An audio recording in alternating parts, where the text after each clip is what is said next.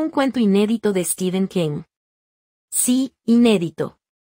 Cuando en 1977 Stephen King saca El Resplandor. A ese libro le faltaban algunas partes. Es tan largo que sus editores le habían pedido recortar una introducción con algunos cuentos que completaban la historia en el sentido menos estricto de la palabra, es que en realidad eran cuentos que aportaban contexto para hacer más siniestra la figura del hotel. Ese hotel que el protagonista de El Resplandor después tiene que ir a cuidar. Esa introducción tenía 5 cuentos. Todos transcurrían en el Hotel Overlook y al final también había un epílogo. Años más tarde, en 1982, King escribe en la revista Whisper un ensayo sobre The Shining o El Resplandor como se publicó en español, y ahí puso el prólogo original, que incluía estos 5 cuentos. Y más tarde aparecieron en una versión reducida en la TVK de 1997. A estos cuentos llega Ariel Bossi y un grupo de amigos fanáticos de Stephen King. Ariel Bossi, conocido por ser uno de los más grandes, si no, déjenme decir el más grande coleccionista de Stephen King de la Argentina, fueron ellos, decía, los que ahora le dan a por qué leer la oportunidad de ponerlo en castellano en esta lista de audiolibros. Por eso este texto es inédito, nunca se supo de él en español. Los que lo leyeron en esas revistas de 1982 o 1997, incluso en sus versiones reducidas, nunca lo leyeron en español. Y vaya a saber cuánta gente realmente los leyó. Hoy voy con un dormitorio a primeras horas de la mañana. Vamos a la lectura. Venir aquí había sido un error, y a Lottie Kilgalon no le gustaba reconocer sus errores. Y no reconoceré este, pensó con determinación, mientras observaba fijamente el techo que se iba iluminando allá arriba. Su marido de 10 días dormitaba junto a ella, durmiendo el sueño de los justos, como dirían algunos. Otros, más honestos, lo describirían como el sueño de los monumentalmente idiotas. Él era William Pillsbury, de los Pillsbury de Westchester, único hijo y heredero de Harold M. Pillsbury, un antiguo ricachón. Le gustaba hablar de los negocios editoriales porque consideraba que la publicación era la profesión de un caballero, aunque también tuviera una cadena textil en New England, una fundición en Ohio y extensas tierras agrícolas en el sur. Algodón, cítricos y frutas. Los viejos ricachones siempre eran mejores que los Noble Riche, aunque ellos tuvieran dinero saliéndole hasta por el culo. Era indudable que si ella alguna vez le dijera aquello a Bill, él palidecería hasta caer muerto. No temas, Bill, jamás saldrá de mis labios una profanación hacia la familia Pillsbury. Había sido idea de ella pasar la luna de miel en el Overlook de Colorado, y hubo 2 razones para aquello. Primero, que aunque era tremendamente caro, tal como lo eran los mejores hoteles turísticos, no estaba de moda, y a Lottie no le gustaba ir a los lugares de moda. ¿Dónde pasaste tu luna de miel, Lottie? Oh, en este hotel de Colorado absolutamente maravilloso, el Overlook, un sitio encantador, realmente alejado de todo, pero tan romántico. Y sus amigos, cuya estupidez solo era superada en la mayoría de los casos por la del propio William Pillsbury, se la quedarían mirando con un asombro mudo, literalmente, y maravillado. Lottie lo había vuelto a hacer. La segunda razón había sido de una importancia más personal. Ella había querido ir de luna de miel al Overlook porque Bill quería ir a Roma. Era indispensable averiguar ciertas cosas lo más pronto posible. ¿Podría ella hacer lo que le viniera en gana? Y en caso contrario, ¿cuánto tiempo le tomaría someter a su marido? Él era un estúpido y la había seguido por todos lados como un perro con la lengua fuera desde la primera vez que la vio, aunque ¿seguiría siendo tan maleable como lo había sido antes de deslizarse el anillo en el dedo? Lottie sonrió un poco en la oscuridad, a pesar de su falta de sueño y de las pesadillas que había tenido desde que llegaron aquí. Desde que llegaron aquí. Aquella era la frase clave. Aquí no era el American Hotel de Roma, sino el Overlook de Colorado. Lo estaba dominando a su marido bastante bien, y eso era lo que importaba. Le obligaría a quedarse solo otros 4 días. Originalmente había planeado estar allí 3 semanas, pero las pesadillas la habían hecho cambiar de idea. Y luego le dejaría regresar a Nueva York. Después de todo, era allí donde se encontraba la acción en este agosto de 1929. El mercado accionario se estaba volviendo loco, con el cielo como límite, y para el año próximo Lottie esperaba transformarse en una heredera multimillonaria en lugar de tener tan solo 1 o 2 millones. Claro que había algunas debiluchas que afirmaban que el mercado iba a derrumbarse, pero nadie jamás había dicho que Lottie Kilgalon era una debilucha. Ahora soy Lottie Kilgalon Pillsbury, al menos esa es la forma en que tendré que firmar mis cartas, y mis cheques, por supuesto, pero dentro de mí siempre seré Lottie Kilgalon, porque él nunca va a tocarme, no dentro, que es donde cuenta. Lo más pesado de esta primera prueba de su matrimonio fue que a Bill realmente le gustaba el Overlook. Todos los días se levantaba 2 minutos después del amanecer, una molestia que hacía jirones los pocos vestigios de sueño que ella pudo haber alcanzado luego de aquellas noches insomnes, contemplando ansiosamente la salida del sol como una suerte de ambientalista griego. Él había salido a caminar 2 o 3 veces, había partido de cabalgata con otros de los huéspedes y la aburrió casi hasta el punto de gritar con las historias del caballo que montaba en estos paseos, una yegua baya de nombre Tessie. Había tratado de convencerla para que lo acompañara en estas excursiones, pero Lottie se negó. Cabalgar significa usar pantalones, y su trasero era una cosita demasiado ancha como para usar pantalones. El idiota también había sugerido que ella fuera a caminar con él y con algunos de los otros. El hijo del vigilante actúa como guía, se entusiasmó Bill, y conoce cientos de senderos. Aquello con lo que te encuentras, agregó Bill, te hace pensar que estás en 1829 en lugar de 100 años después. Lottie había descargado agua helada sobre esta idea también. Me parece, querido, que todos los paseos deben ser solo de ida, ¿sabes? ¿Solo de ida? La frente anglosajona de su marido se frunció en su habitual expresión de confusión. ¿Cómo puedes dar un paseo solo de ida, Lottie? Llamando al taxi que te regrese a casa cuando comienzan a dolerte los pies, contestó ella con frialdad. Con eso fue suficiente. Él fue sin ella y regresó con la piel resplandeciente. El maldito idiota se estaba bronceando. Ni siquiera había disfrutado de sus tardes de bridge en el cuarto de recreo de la planta baja, y eso era muy impropio de ella. Jugando al bridge era una especie de barracuda, y si apostar en parejas hubiese estado bien visto, podría haber agregado a su matrimonio una dote de efectivo, y no es que ella fuera a agregarlo, por supuesto. Bill era su compañero en el bridge, y además poseía los 2 requerimientos, comprendía las reglas básicas y se dejaba dominar por Lottie. Ella creía que se trataba de justicia poética el que su nuevo marido pasara la mayor parte de sus tardes jugando al bridge como un maniquí. Sus compañeros en el Overlook solían ser los Compson de vez en cuando y los Vereker más a menudo. El señor Vereker tenía algo más de 70 años y era un cirujano que se había retirado tras un ataque cardíaco que estuvo muy cerca de ser fatal. Su esposa sonreía mucho, delicadamente hablando, y tenía unos ojos que brillaban como monedas de níquel. Jugaban al bridge moderadamente bien, aunque se cuidaran de darle una paliza a Lottie y Bill.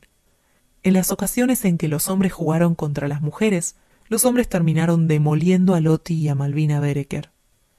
Cuando a Lottie y al doctor Vereker les tocaba contra Bill y Malvina, solían ganar ella y el doctor, pero no tenía gracia porque Bill era un estúpido y Malvina no veía el juego de bridge como otra cosa que no fuera una herramienta social. 2 noches atrás, luego que el doctor y su esposa hubieran hecho una apuesta con 4 tréboles que no tenían absolutamente ningún derecho a hacer, Lottie había tirado las cartas en un súbito arranque de resentimiento que era muy impropio de ella. Por lo general mantenía sus sentimientos bajo un control de hierro. «Podrías haberme dejado jugar mis picas en aquella tercera mano», le gritó a Bill. «Habría puesto fin al juego allí mismo». «Pero querida», dijo Bill, aturdido, «pensé que no tenías picas». «Te habría ofrecido 2 picas si no hubiera tenido más. No sé por qué continúo jugando este juego contigo». Los Vereker los observaban con una amable sorpresa. Luego, esa misma tarde, la señora Vereker, la de los ojos brillantes como monedas de níquel, le diría a su marido que pensaba que hacían una pareja agradable, muy adorable, pero cuando ella tiró las cartas de esa forma, le había parecido una arpía. Bill la contemplaba boquiabierto. «Lo siento mucho», se disculpó ella recogiendo las riendas de su autocontrol y dándoles una sacudida interior. Estoy un poco molesta, supongo. No he estado durmiendo bien. Eso es una lástima, dijo el doctor. Normalmente este aire de la montaña, usted sabe, nos encontramos a casi 3000 metros sobre el nivel del mar. Ayuda a tener un buen descanso. Hay menos oxígeno, sabe usted. El cuerpo no... He tenido malos sueños, dijo Lottie con brevedad. Y claro que los había tenido. No solo malos sueños, sino pesadillas. Ella nunca había sido de soñar mucho, lo cual, sin duda, decía algo inquietante y freudiano acerca de su propia psiquis. Ni siquiera de niña. Oh, sí, había tenido algunos, en su mayor parte asuntos bastante aburridos. El único que podía recordar que se pareciera a una pesadilla era uno en el que había estado dando un discurso de buena ciudadanía en la asamblea escolar, y al mirar hacia abajo había descubierto que había olvidado ponerse el vestido. Más tarde alguien le comentó que casi todos hemos tenido un sueño como ese en algún u otro momento. Pero los sueños que había tenido en el Overlook eran mucho peores. No se trataba del caso en el que uno o dos sueños se repetían con variaciones. Eran todos diferentes. Tan solo el escenario era similar. En cada uno de ellos se hallaba en una parte diferente del Overlook Hotel. Cada sueño comenzaba con la certeza de que estaba soñando y de que algo terrible y aterrador iba a suceder en el transcurso del sueño. Había una inevitabilidad que resultaba particularmente horrible. En uno de ellos se daba prisa para alcanzar el ascensor porque estaba llegando tarde a la cena. Tan tarde que Bill ya había bajado antes que ella, disgustado. Ella pulsaba el botón y el ascensor llegaba rápidamente. Estaba vacío salvo por el operario. Aunque, demasiado tarde, comprendía que era curioso. A la hora de comer, apenas cabías dentro. Por más que el estúpido hotel estuviese lleno a medias, el ascensor era de una capacidad ridículamente pequeña. Su inquietud iba aumentando a medida que el ascensor descendía y continuaba descendiendo durante demasiado tiempo. Sin duda que para ese momento ya debían haber alcanzado el vestíbulo e incluso el sótano, y sin embargo el operario seguía sin abrir las puertas y continuaba la sensación de movimiento descendente. Ella le tocaba un hombro con el dedo, con mezclados sentimientos de indignación y pánico, advirtiendo demasiado tarde cuán esponjoso se sentía él, cuán extraño, como si fuera un espantapájaros relleno de paja podrida. Y cuando él volvía la cabeza y le sonreía, advertía que el ascensor estaba siendo manejado por un muerto, con la cara del color blanco y verdoso propia de los cadáveres, con los ojos hundidos y el pelo reseco, y sin vida asomándose bajo la gorra. Los dedos que aferraban el interruptor no eran más que huesos. Y mientras ella hinchaba los pulmones para chillar, el cadáver tiraba del interruptor y articulaba «Este es su piso, señora», con una voz descascarada y vacía.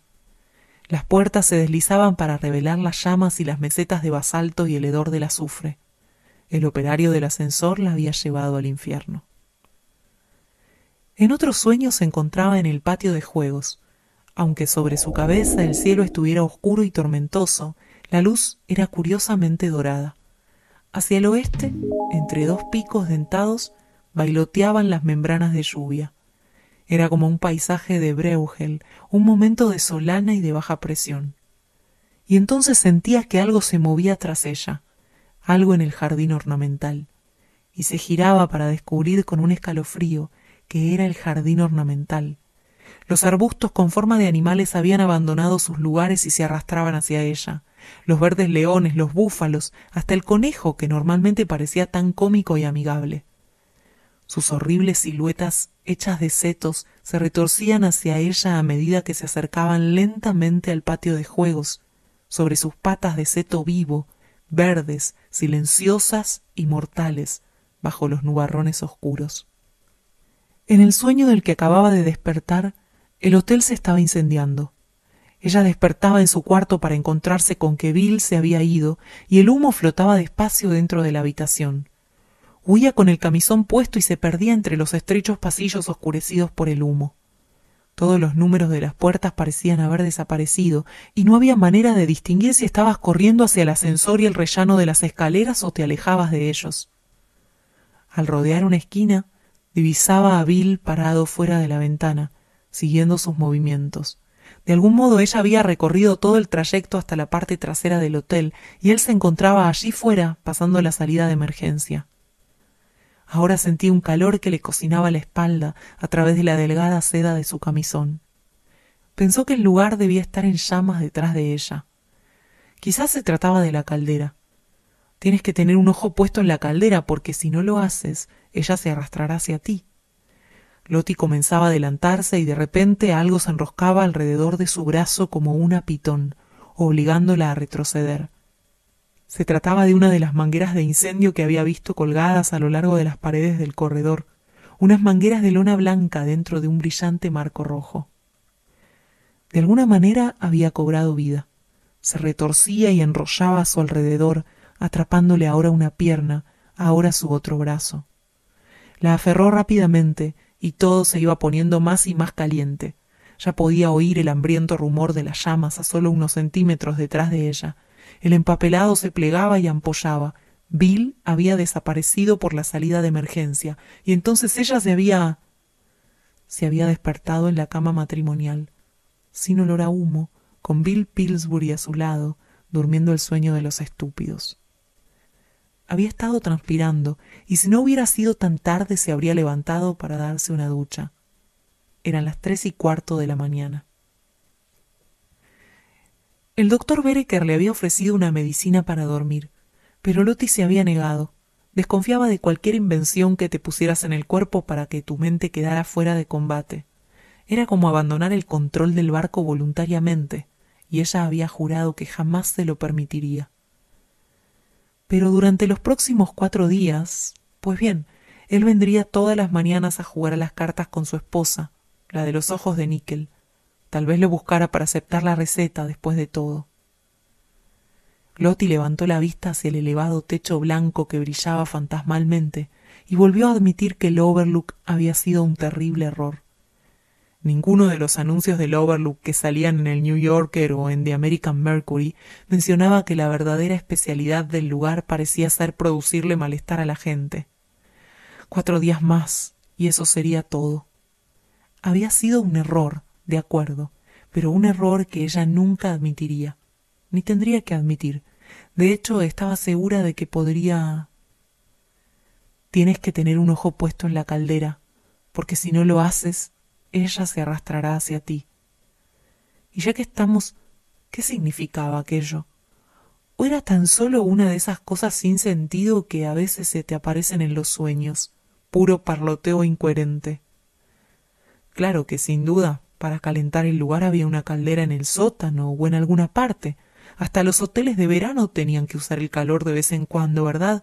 Aunque fuera nada más que para proporcionar agua caliente. Pero arrastrarse... ¿Se arrastraría una caldera? Tienes que tener un ojo puesto en la caldera. Era como una de esas estúpidas adivinanzas. ¿Qué es un ratón mientras corre? ¿En qué se parecen un cuervo y un escritorio? ¿Qué es una caldera que se está arrastrando? ¿Era como los setos vivos? Quizá. Había tenido un sueño en donde los setos se arrastraban, y también otro en el que un extintor se había... ¿Qué? ¿Deslizado? Un estremecimiento la recorrió. No era bueno pensar demasiado en los sueños, por la noche y en la oscuridad. Podías inquietarte un poquito. Era preferible pensar en las cosas que harías cuando volvieras a Nueva York. Era preferible pensar en cómo ibas a convencer a Bill de que por el momento no era buena idea tener un bebé, al menos hasta que consiguiera establecerse firmemente en la vicepresidencia que su padre le había ofrecido como regalo de bodas. Ella se arrastrará hacia ti. ¿Y en cómo vas a convencerlo de que traiga el trabajo a casa, para que se vaya acostumbrando a la idea de que ella iba a involucrarse en él, iba a involucrarse a fondo? ¿O sería el hotel entero el que se arrastrará? ¿Era esa la respuesta? Seré una buena esposa, pensó Lottie con frenesí. Trabajaremos juntos de la misma manera que jugamos al bridge. Él conoce las reglas del juego y las conoce bastante como para dejarme manejarlas. Será igual que jugar al bridge, tal cual. Y si hemos estado perdiendo algunas partidas, bueno, no significa nada. Se trata simplemente del hotel, de los sueños. Una voz confirmó eso. Eso es, el lugar entero. Él se arrastra. «Oh, a la mierda», susurró Lottie Kilgalon en la oscuridad. La desanimaba comprender cuánto se habían crispado sus nervios. Al igual que las demás noches, a partir de ahora ya no habría más sueño para ella. Yacería aquí en la cama hasta que el sol comenzara a asomarse, y entonces dormiría mal durante 1 hora, o así. Era un mal hábito fumar en la cama, una costumbre horrible, pero había empezado a dejar su cigarrillo sobre un cenicero en el suelo y junto a la cama, para el caso de que tuviera más sueños. A veces la calmaban. Cuando estiró el brazo para alcanzar el cenicero, el pensamiento estalló en su interior como una revelación. Es el lugar entero el que se arrastra, como si estuviera vivo. Y fue entonces cuando la mano se deslizó inadvertidamente de abajo de la cama y la tomó de la muñeca con firmeza, casi con lujuria. Un dedo que parecía de lona se retorció sugestivamente contra su palma, y había algo allí abajo, algo que había estado allí abajo todo el tiempo, y Lottie empezó a gritar.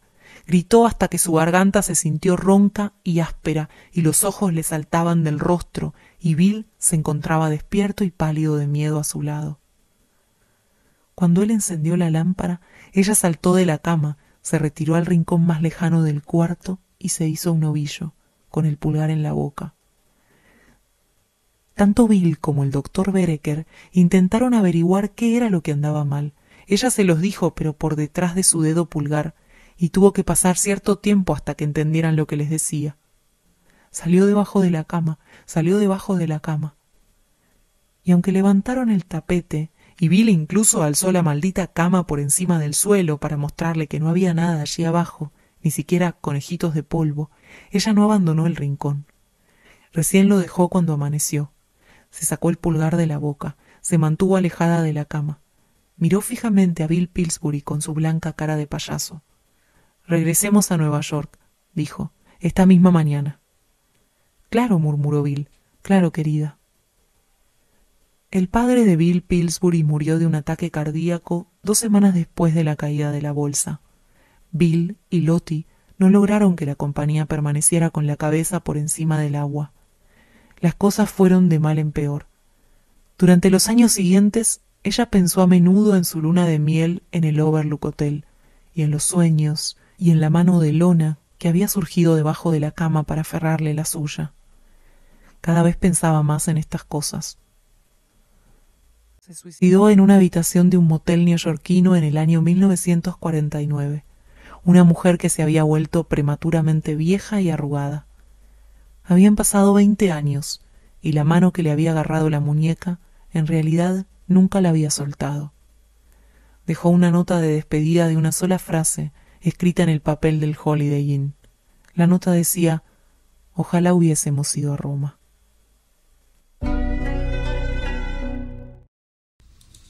Esto fue El Búnker del Cuervo.